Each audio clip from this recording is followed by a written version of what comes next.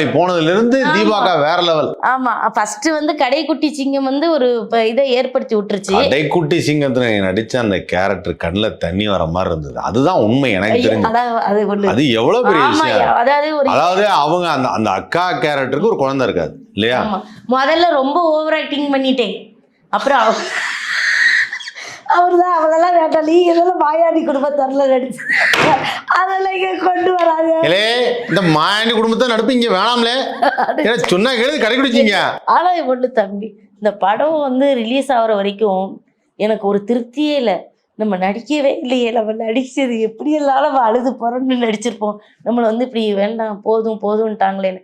ஆனா அந்த படத்துல பார்க்கும்போது எனக்கே ஒரு மாதிரி இது ரொம்ப எவ்வளவு அருமையான ஒரு கதாபாத்திரம். அது வந்து கரெக்டா அந்த அக்கா தம்பி கிட்ட வந்து பேசும்போது அந்த அக்காவுக்கு குழந்தைய இல்லை, இந்த தம்பி தான் தான் வளர்த்த பையன் மாதிரி அந்த ஸ்தானத்துல இருந்து பேசக்கூடிய ஒரு டயலாக் ரொம்ப